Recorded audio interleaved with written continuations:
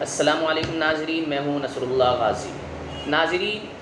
جیسا کہ ہم سب جانتے ہیں کہ ہم گودی میڈیا کو جتنا کوستے ہیں، چرچا انہی گودی میڈیا کے ہیں، لیکن آپ کو سن کر تعجب ہوگا کہ جب ہم یہ پڑھتے ہیں کہ یو پی کی یوگی آدتیہ ناتھ سرکار نے 160 کروڑ کا اشتہار زی نیوز اور ریپبلک ٹی وی جیسے گودی اور درباری میڈیا کو دیا، تو ہمیں یہ بات بخوبی سمجھ میں آ جاتی ہے کہ یو پی کے اندر جو لوٹ مار، قتل و غارت گیری ہوتی ہے، جو ریپ ہوتے ہیں، جو مرڈر ہوتا ہے، اور یو پی کے اندر جو مذہبی نفرت پھیلتا جا رہا ہے، جو دلتوں پر جو ظلم و زیادتی بڑھتی جا رہی ہے، اس کو میڈیا آخر کار کوریج کیوں نہیں کرتی؟ ناظرین، پچھلے 1 سالوں سے تینوں زرعی قوانین کے خلاف کسانوں کا تحریک چالو ہے، اور یہ تحریک اتر پردیش، ہریانہ، پنجاب اور راجستھان کے اندر ہو رہا ہے، لیکن سرکار ٹس سے مس نہیں ہو رہی ہے۔ سرکار کی بے رخی کی ایک بڑی وجہ یہ ہے کہ میڈیا نے تاریخ کے سب سے بڑے کسان تحریک کو بلیک آؤٹ کر رکھا ہے۔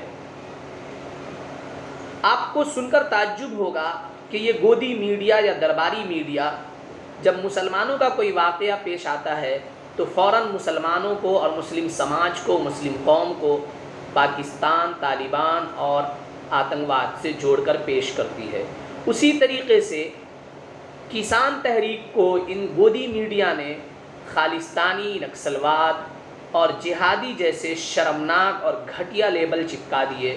بی جے پی اور میڈیا کے ذریعے مسلسل کسان تحریک کو اور کسان لیڈروں کو جو ویلن ثابت کرنے کا مقصد یہ تھا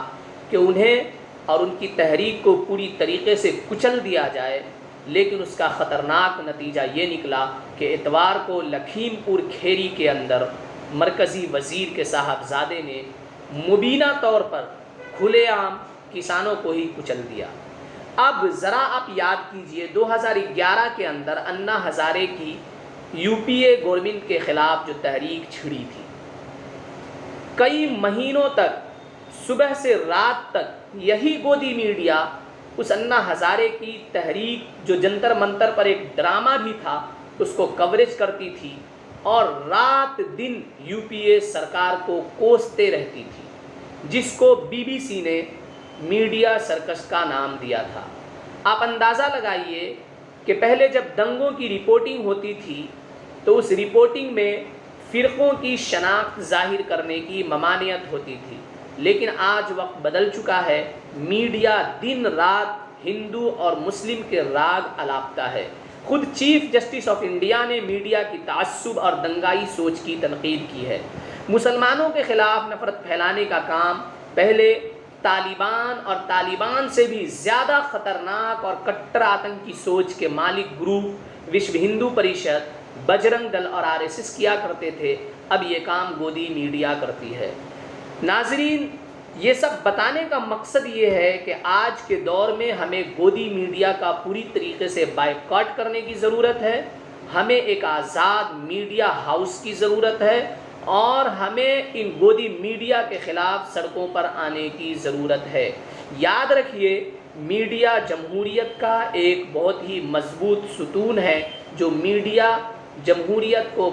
کی بقا میں اہم کردار ادا کرتا ہے، لیکن جب میڈیا سرکار کی دلالی، سرکار کی غلامی کرنے لگے اور سرکار کی چاٹوکاری میں لگ جائے، جب میڈیا کی سوچ دنگائی سوچ سے مشابہت رکھنے لگے، تو یاد رکھیے کہ یہ میڈیا جمہوریت کے لیے بہت ہی خطرناک ثابت ہوتا ہے۔